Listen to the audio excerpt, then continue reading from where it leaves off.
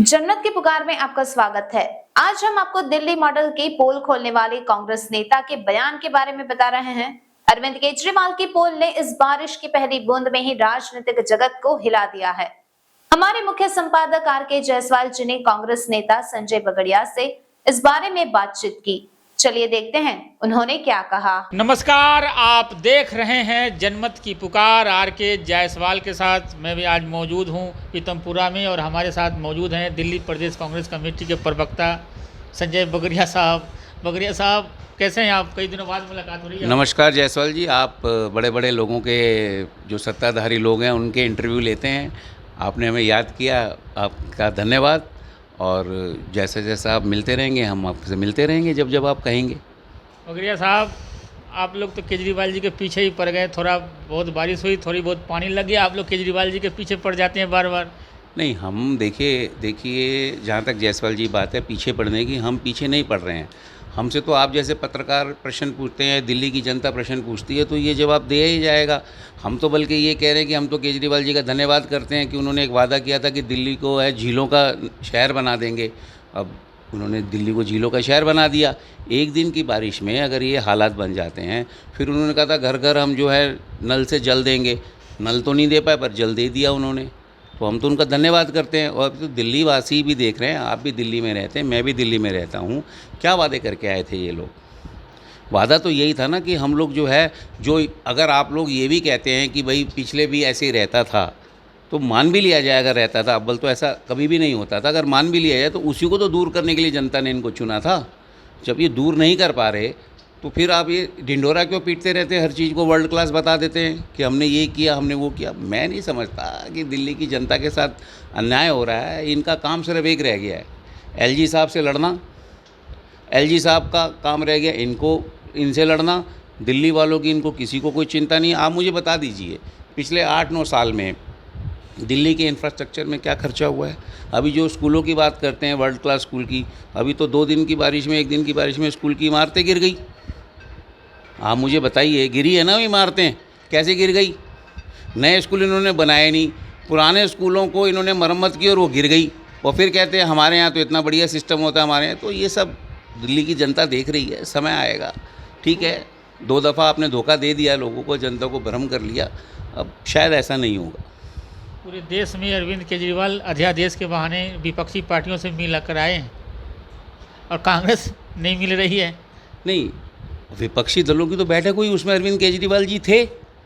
पटना में जो विपक्षी दलों की, और विपक्षी दल कहना उनको विपक्षी दल क्यों, उसमें तो पूर्व मुख्यमंत्री भी हैं और जो अभी वर्तमान मुख्यमंत्री भी थे। उन सब दलों ने एक जो अलोकतांत्रिक तरीके से देश में जो स्थितियां बनती जा रही हैं उसके विरोध में बैठने का प्रयास किया।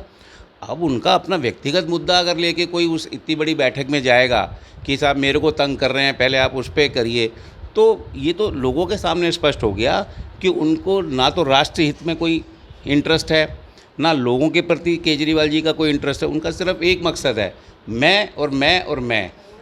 उनके 2 मुख्यमंत्री जेल में चले गए, उन्हें कोई चिंता नहीं है, मैं बचना चाहिए। आज तक शीश महल के बारे में कोई जवाब नहीं देते। तो राष्ट्रहित वाष्ट्रहित की बातें वो सिर्फ कहने के लिए कहते हैं, उनका कोई ऐसा मंसूबा नहीं है। उनका सिर्फ मंसूबा ये है, मैं कैसे बचा रहूं, सिर्फ और सिर्फ।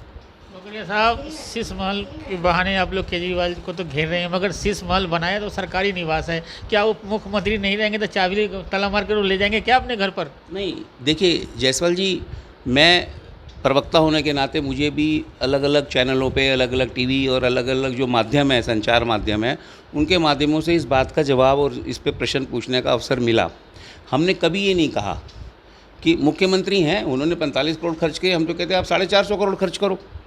परंतु प्रश्न ये है कि 10 रुपये का रेनॉल्ड का पेन लगा के, एक साइज़ अपने से बड़ी शर्ट पहन के और उसमें चप्पल पहन के घूम के अपने आप को आम आदमी बताना, और उसके बाद चोरी छिपे 10 करोड़ से ऊपर अगर उनका वो टेंडर होता तो उसका कुछ और प्रक्रिया होती। आप मुझे बताइए, इतना बढ़िया आर्किटेक्ट कौन सा है जो 9,99,999 रुपये 99 पैसे का टेंडर बनाता है? उसको कितना एग्जैक्ट पता होता है कि इतना ही पैसा इसमें लगेगा? प्रश्न उस बात का है, प्रश्न इस बात का है जो आदमी ये कहता था कि मैं तो आम आदमी हूँ और मैं तो अपनी उसी में घूमूंगा वैगन आर में। आज आप गाड़ियों का काफ़िला देख लीजिए, आज आप देख लीजिए, मुझे नहीं पता 7-7 लाख रुपए के पर्दे हैं, 4.5-4, 5-5 लाख रुपए के कमबोर्ड हैं। भाई हमने तो कभी सुने नहीं। हम तो शीला दीक्षित जी के भी जो उनका निवास स्थान था उनमें जाते थे, बिल्कुल नॉर्मल तरीके से सब कुछ था। उनके तो 10 एसी भी इनको ये गिनवाते थे, ये 10 एसी जो चल रहे हैं ये दिल्ली वालों के पैसे पे चल रहे हैं। अरे भाई अब ये क्या है, ये क्या इनका है?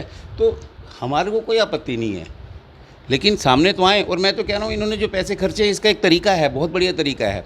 जैसे लोग देखने आते हैं, आगरा देखने आते हैं, ताजमहल देखने आते हैं, दिल्ली में लाल किला देखने आते हैं, यहाँ पर ये खोल दें शीश महल को, इतना पैसा इकट्ठा हो जाएगा। इन्होंने जो इतना पैसा खर्च किया उससे 10 गुना पैसा आ जाएगा। टिकट लगा दें और खोल दें, और दिल्ली में एक दर्शनिक स्थान भी बढ़ जाएगा कि देखिए मैंने कितना बड़ा डेवलपमेंट किया है। दिल्ली वालों के लिए मैं कोई फ्लाईओवर नहीं बना सका, दिल्ली वालों के लिए मैं कोई स्कूल नहीं खोल सका नया, दिल्ली वालों के लिए मैं यूनिवर्सिटी नहीं खोल सका, दिल्ली वालों के लिए कोई अस्पताल नहीं बना सका, परंतु देखिए शीश महल मैंने बनाया और देखिए कितना सुंदर बनाया। टिकट लगा दें, पैसा ही पैसा आएगा और फिर टूरिज़्म बढ़ जाएगा, दिल्ली की आमदनी बढ़ जाएगी, दिल्ली में तो बहुत बड़ा व्यापार हो जाएगा, ये लोग आएंगे देखने के लिए। मगरिया साहब, आप ऐसी बातें कर रहे हैं मगर मुख्यमंत्री जी हर स्टेट में जा रहे हैं, जहाँ जहाँ जा रहे हैं दिल्ली मॉडल की बातें करते हैं, दिल्ली मॉडल को गिनाते हैं। तो यही तो उनका दोगलापन है। वैसे तो सुबह से शाम ये रोने लग जाते हैं कि भारतीय जनता पार्टी और उपराज्यपाल जी मुझे काम नहीं करने दे रहे, और फिर जब चुनाव आ जाते हैं कहीं जाते हैं तो दिल्ली मॉडल बेचने लगते हैं। तो क्या रात को आके जादूगर काम कर जाते हैं क्या? फिर वो काम कैसे होते हैं? ये शीश महल कैसे बना, ये शराब घोटाला कैसे हुआ, और इसको ये वर्ल्ड क्लास चीज़ें कह रहे हैं हमने कर दी, वो कैसे हुई? अगर वाकई में अगर एलजी साहब जिस तरीके से केजरीवाल जी कहते हैं कि मुझे तो कुछ करने ही नहीं देते जी, मेरी योगा की फ़ाइल रोक ली जी, मेरे टीचर्स को नहीं जाने दिया जी, मेरे को तो कुछ करने ही नहीं देते, तो फिर ये वर्ल्ड क्लास मॉडल, दोनों में से दोनों बातें सत्य नहीं हो सकती। या तो ये वर्ल्ड क्लास मॉडल जो बेच रहे हैं वो झूठा है, या फिर जो एलजी साहब के ऊपर इल्ज़ाम लगा रहे हैं वो पूर्णतः सत्य नहीं है। मैं ये नहीं कह रहा कि एलजी साहब पूर्णतः ईमानदारी से काम कर रहे हैं, कहीं ना कहीं एलजी साहब भी प्रभावित हैं, केंद्र सरकार के दबाव में काम करते हैं, परंतु फिर भी जितना आरोप उनके ऊपर लगाया जाता है, सिर्फ जो काम उन्हें नहीं करने होते वो थोप देते जी मुझे नहीं करने दिया जाता, जो करने होते हैं वो सारे काम होते हैं इनके। आप मुझे बताइए कौन सा काम नहीं हो रहा? सारे काम करते हैं ये। और फिर ठोक, अगर स्वास्थ्य मॉडल इतना बढ़िया था तो माफ़ कीजिए, व्यक्तिगत प्रश्न है, लेकिन तकलीफ़ होती है, फिर मनीष सिसोदिया जी की धर्मपत्नी अपोलो हॉस्पिटल में क्यों जाती हैं? क्यों जाती हैं वहाँ? मनीष सिसोदिया जी, ये आपके सत्येंद्र जैन जी जब बीमार हुए थे कोरोना में, क्यों मैक्स हॉस्पिटल में गए थे? अपने हॉस्पिटल में इलाज कराते। अगर वर्ल्ड क्लास था तो सिर्फ कहने के लिए वर्ल्ड क्लास है। किसी का बच्चा पढ़ता है, एक किसी मंत्री का बच्चा बता दो जो सरकारी स्कूल में पढ़ता हो, नहीं पढ़ता। कोई बदलाव नहीं है, सिर्फ रंग कर दिया, पेंट कर दिया, और सिर्फ विज्ञापन जीवी हैं। ये विज्ञापन करो, झूठ बोलो, एक ही झूठ को 50-100 दफ़ा बोलो तो मान ही जाएंगे लोग, और ऐसा हो भी रहा है, सफल हो रहे हैं इस चीज़ में। मगरिया साहब, एक फ़ोटो मैं देख रहा हूँ फेसबुक पर लगातार वायरल हो रहा है, राहुल गांधी जो धान रोप रहे हैं, तो इससे आप लोग भी खुश हैं? देख रहे हो काफ़ी लोग शेयर कर रहे हैं, काफ़ी लोग कमेंट कर रहे हैं। नहीं, देखिए क्या है, आजकल जो ज़माना है, जो यूट्यूब का ज़माना है, सोशल मीडिया का ज़माना है, तो जो लोग पसंद करते हैं, अगर कोई कार्य उनका, जब वो कोई कार्य उनकी अगर कोई बुराई करनी होती तो भी सोशल मीडिया भरा रहता था। अब वो अच्छा कार्य अगर लोगों को लगता है कि ये कार्य होना चाहिए, वो पूरी उन्होंने भारत जोड़ो यात्रा की है, उन्होंने लोगों के दर्द को समझा है, और धीरे धीरे वो हर जगह जा रहे हैं।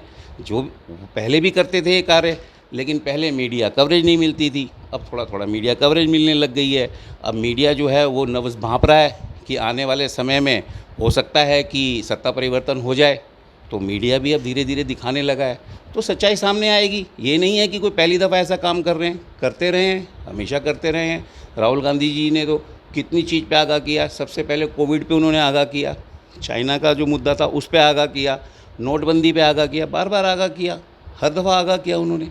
परंतु ठीक है, मीडिया जैसी स्थिति होती है मीडिया वैसा, मीडिया पर ही सारा दोष मढ़ देते हैं। नहीं, सारा दोष नहीं मढ़ रहे। आप ही बताइए ना, अचानक से थोड़ी वो राहुल गांधी जी ने ये काम करना शुरू कर दिया। राहुल गांधी जी तो, आप मुझे बताइए, अगर मैं मंदिर जा रहा हूँ, आप मेरी फ़ोटो नहीं दिखाते, लेकिन अगर भारतीय जनता पार्टी का कोई आदमी जाता है तो उसकी छः फोटोग्राफर उसके साथ चल रहे होते हैं, तो इसको क्या कहा जाएगा? आप खुद ही, मैं कहता हूँ चलिए हमारी बात पे मत जाइए, आप खुद ही आकलन कर लीजिए ना, ईमानदारी से आकलन कर लीजिए। आप ईमानदारी से आकलन कर लीजिए, क्या मीडिया भेदभाव नहीं कर रहा? जबकि मीडिया को विपक्ष का पक्ष ज़्यादा लेना चाहिए। मीडिया का धर्म है कि जो सत्ता में बैठा हुआ है उसकी गलतियों को, उसकी कमियों को उजागर करे मीडिया, लेकिन ऐसा नहीं हो पा रहा। ठीक है, समय के बदलाव के साथ होंगी कोई मजबूरियां मीडिया की, मैं ये नहीं कह रहा, लेकिन हाँ, धीरे धीरे जैसे आपने प्रश्न किया राहुल गांधी जी का, राहुल गांधी जी को समझ लिया है लोगों ने, अब समझा है कि वाकई में अगर कोई परिवर्तन कर सकता है या भाजपा के खिलाफ लड़ सकता है तो वो एकमात्र कांग्रेस पार्टी है, और राहुल गांधी जी हमारी पार्टी के बहुत बड़े नेता हैं। तो निश्चित रूप से हमें पूरी उम्मीद है कि बहुत जल्दी आपको जो अब चुनाव आ रहे हैं उसमें सत्ता परिवर्तन दिखाई देगा। क्या मुद्दे लेकर लोगों के बीच में जाने वाले हैं आप लोग? मुद्दे तो इतने हैं, आप मुझे बताइए कौन सा मुद्दा नहीं है। बेरोजगारी, महंगाई, उसके बाद आपका जो है नोटबंदी, उसके बाद जीएसटी में जिस प्रकार से तकलीफ़ व्यापारियों को हो रही है, उसके अलावा जो आपने ये देखा पेट्रोल के दाम, टमाटर के दाम, ठीक है चलो सीजनल हैं, मान लिया, दालों के दाम, आप मुझे बताइए लॉ एंड ऑर्डर, खौफ ही ख़त्म हो गया है पुलिस का। मुद्दे दुनिया जान के हैं, जीडीपी ग्रोथ, हम शोर मचा रहे हैं कि हमारा इतना मान सम्मान हो रहा है, इतना मान सम्मान हो रहा है। आप उठा के देख लीजिए, इकोनॉमिक्स टाइम को उठा के देख लीजिए, जितना प्रोडक्शन हमारी है हर तिमाही में कहीं ना कहीं घट रही है। आप बाज़ार में जाइए ना, दुकानों पे जाके हाल देखिए, 4-4 बजे तक बोनी नहीं होती, जहाँ पर 4-4 बजे तक गर्दन उठाने की फुर्सत नहीं मिलती थी। चांदनी चौक होलसेल मार्केट की बात कर रहा हूँ मैं। आप स्टील वालों के चले जाइए, आप कागज़ वालों के पास चले जाइए, आप बात तो करके देखिए। और फिर उन मुद्दों पे तो बात ही नहीं करनी ना। मुद्दे कौन से हैं कि आप जो है भाई धार्मिक मुद्दों को उन्माद फैला देते हैं, अब ये उसी मुद्दे में लोगों को उलझाए रखते हैं। मुद्दों पे बात करें ना। आप मुझे बताइए प्रधानमंत्री जी ने कब बेरोजगारी पे बात की, कब महंगाई पे बात की, कब नोटबंदी, क्यों नहीं नोटबंदी पे वोट मांगते नोटबंदी पे वोट, मांगे जीएसटी पे वोट, मांगे महंगाई पे वोट, मांगे बेरोजगारी पे वोट, नहीं मांगेंगे। वोट किस पे मांगेंगे आपको ही पता है। हिंदुस्तान हमेशा से जो है भावनात्मक रूप रहा है, और अपने अपने इष्ट के प्रति हर एक का एक अलग ही निष्ठा रही है। आप उसकी निष्ठा को आप भड़काना चाह रहे हैं, उसको भड़का के आप राज पाना चाह रहे हैं, वो स्थिति बहुत लंबे समय तक नहीं चलती, क्योंकि पहले व्यापार चाहिए। व्यापार ख़त्म होते जा रहे हैं, स्मॉल स्केल इंडस्ट्रीज़ ख़त्म होती जा रही हैं, छोटा व्यापारी ख़त्म होता जा रहा है। आफ्टरऑल कैसे चलेगा? हिंदुस्तान में 85% अनऑर्गेनाइज सेक्टर में काम होता है, जिसको धीरे धीरे ख़त्म किया जा रहा है।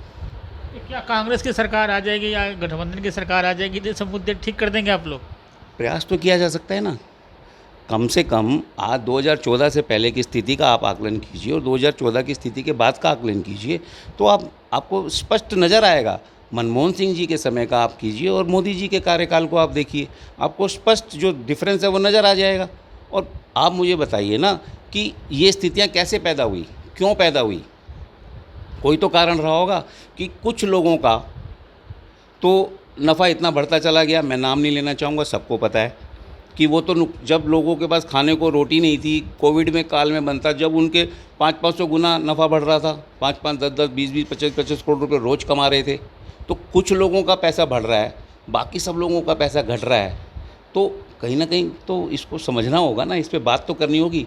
राहुल गांधी जी ने जब ये मुद्दा उठाया पार्लियामेंट में, तभी तो उनके खिलाफ इतना सख्त एक्शन लिया गया। अब ये तो आप लोग सब समझते हैं, राष्ट्र की बातें हैं, बड़े नेता जानते हैं, बड़े नेता कर सकते हैं। मैं तो बहुत छोटे स्तर पे हूँ, तो बहुत ज़्यादा इसमें जानकारी नहीं रखता, लेकिन लोग देख रहे हैं, देखते हैं लोग, और तकलीफ़ है।